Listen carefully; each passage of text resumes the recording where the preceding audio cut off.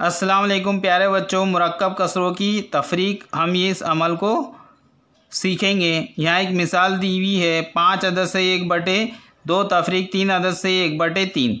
तो जिस तरह हमने जमा के अमल में सही आदात को एक तरफ जमा किए थे, इसमें भी पहले तरीके में सही आदात की तफरीक एक तरफ करेंगे। जैसे यहाँ पर हमने 5 तफरीक 3 जमा 1/2 तफरीक 1/3 लिखे। अब इसमें ये बात आपके जहन में आ रही है कि जमा का निशान कैसे आ गया।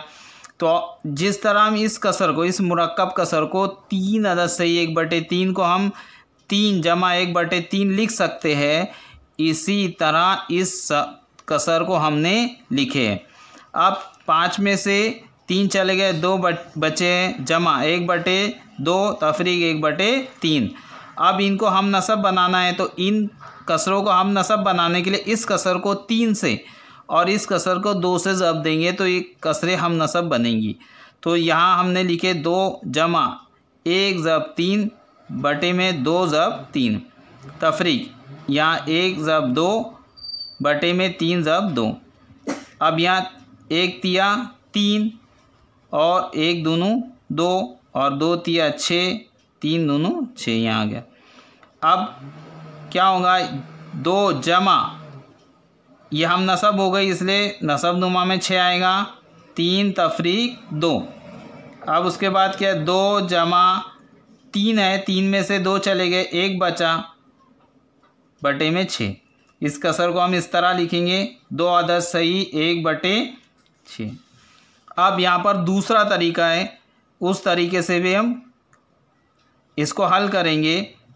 यहाँ पर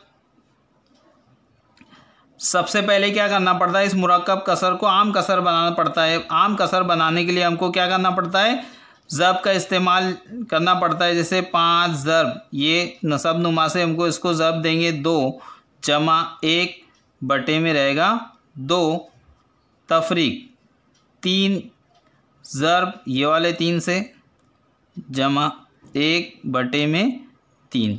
अब हम यहाँ ज़ब्त करेंगे, 2 पंजे 10, 10 में 1 जमा करें 11, तो यहाँ लिखेंगे हम 11/2 तफरीक 3 तिया 9, 9 में 1 जमा करें 10 बटे में 3।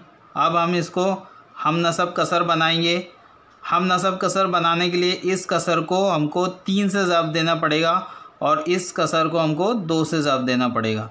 तो हम इस तरह लिखें, 11/2 ज़ब्त 3 तफरीक, इस कसर को हमको